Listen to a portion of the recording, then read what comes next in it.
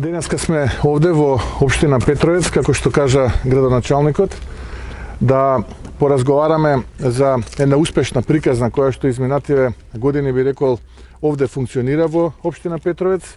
Нови 17 инвеститори од пред некој ден имаме овдека во општина Петровец. Очекуваме уште дополнителни 4 во деновите кои што следат, нови 500 работни места покрај постоечките 1000 работни места. Уште еден доказ дека ако се сака се може и во услови на криза да се постигнуваат исклучителни резултати.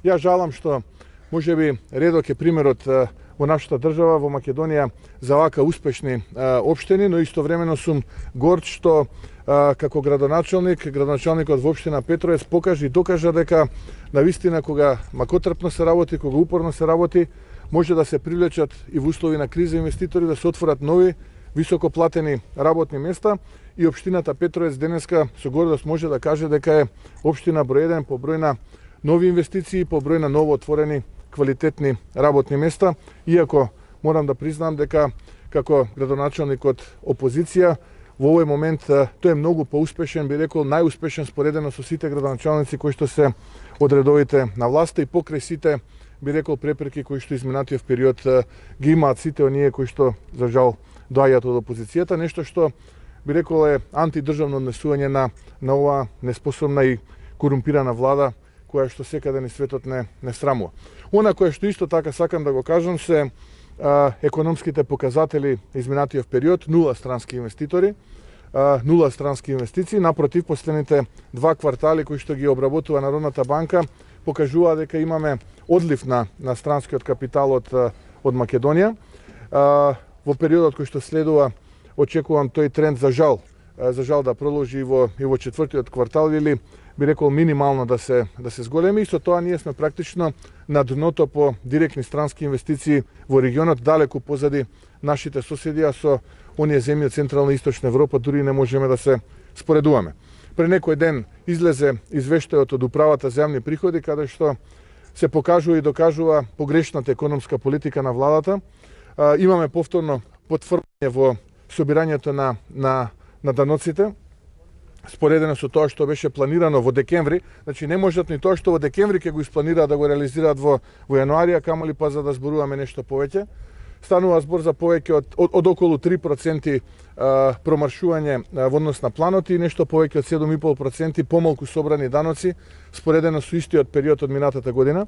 Ако се има предвид дека се повратени назад во стопанството 600 милиони денари помалку споредено со истиот период од минатата година или 1,9 наспроти 2,5 кога што отприлика беа за истиот период повратени во стопанството минатата година, доаѓаме до една алармантна и би рекол катаклизмична ситуација во нашата македонска економија, немање стратегија, немање правец, немање визија.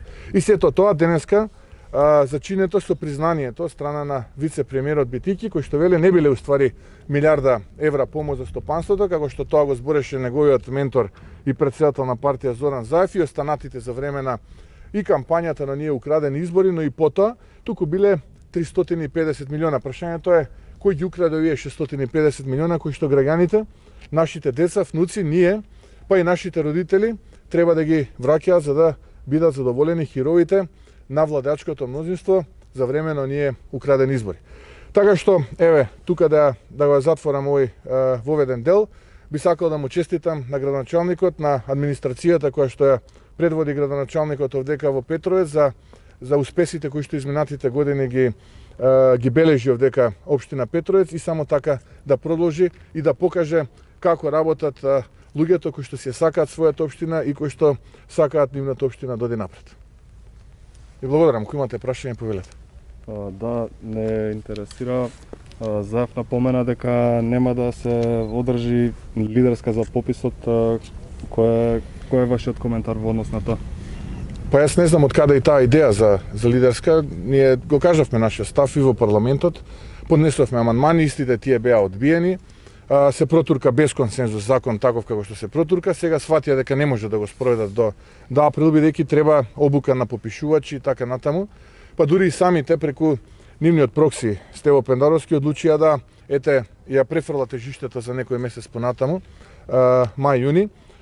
Ставот на ВМРО ДПМН е конзистентен и непроменет. Ние почнавме нашата процедура за собирање подписи, кои што практично ќе го подлежат законот кој што пратеничката група на ВМРО ДПМН ќе го достави во рамките на парламентот за укинување на законот за попис. Очекувам веќе во понеделник спикерот да го достави до матичната комисија, а потоа откако ќе се констатира уредноста, матичната комисија да ме информира мене како негов предлагач, за да можеме понатаму истиот тој закон да го дистрибуираме до подрачните единици на Министерството за правда и формално да отпочнеме со собирање на подписи. Очекувам масовно да биде поддржана оваа иницијатива од граѓаните и откако ќе се собереме соодветен број на подписи, минимум 10.000, ние очекуваме шестоцифрена бројка, да заедно со иницијативата на пратеничката група на Коалицијата за обнова на Македонија доставиме до парламентот и очекуваме веднаш потоа спикерот да го стави на дневен ред и да отвориме расправа по тој закон. Благодарам. Велите дека ќе на следните избори ќе обезбедите парламентарно мнозинство, од власта не мислат така и посочува дека и на интерпелациите се покажува дека не може да помине. Оно што се покажа на интерпелацијата, да речеме за вице-премиерот Димитров, е дека тој го нема довербата на 62 пратеника. Што значи кога денеска би се гласала влада, тој нема да помине.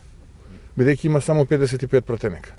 Така што мислам дека наместо да се извртува тезата, треба да се постави прашањето каде исчезнаа 7 пратеника кои што пред само 6 месеци го гласа Никола Димитров.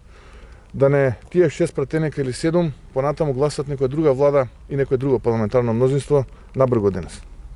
Вчера беше објавена методологијата за пописот, ја разгледавте ли кој вашиот став по однесот? Ја разгледав методологијата.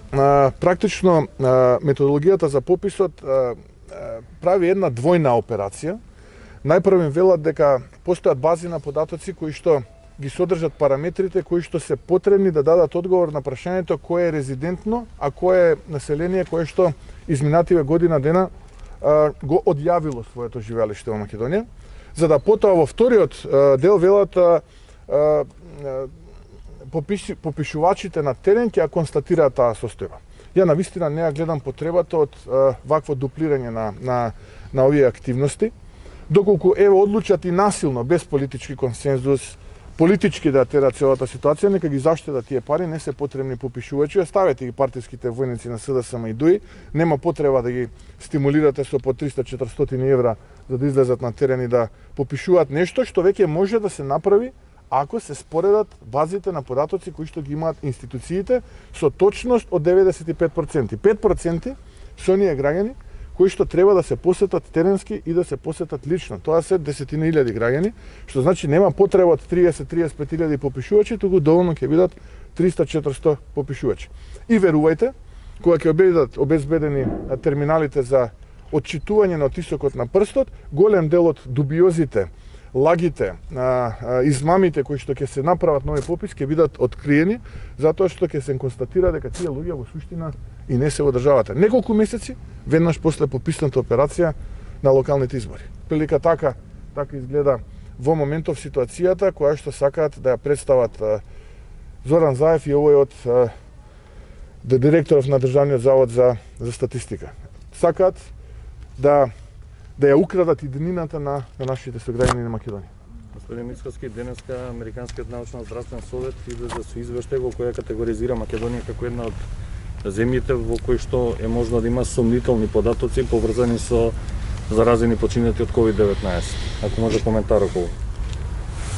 Нели ние бевме тие кои што не говореа вистината, нели мене ме обвинуваа, се сеќавате, оние политичари налик на Зоран Заев донесени дали експрес, мене ме обвинуваа дека јас сум бил тој кој што шири лазни вести, ама некако се што кажав така излезе.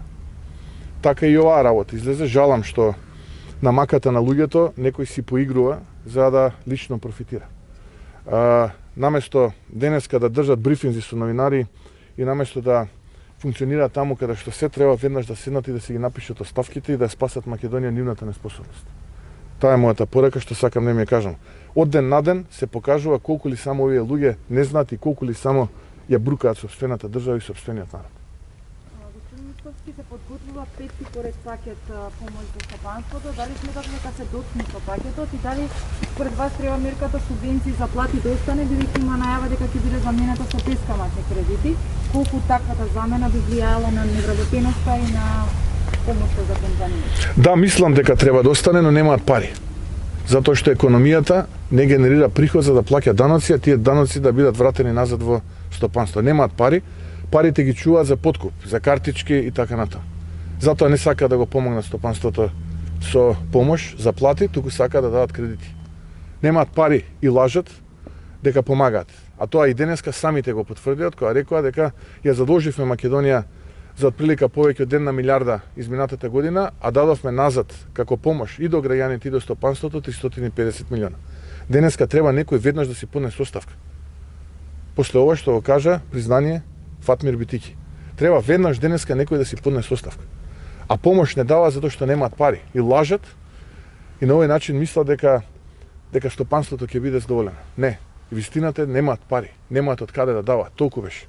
Тоа што малку го имаат, го чуваат за подкуп на изборите кои што следат, на локалните избори кои што следат за неколку месеци денес. Еве ќе го следите новинарите, ќе бидете сведоци на ова што го зборувам и ќе биде истото потврдено.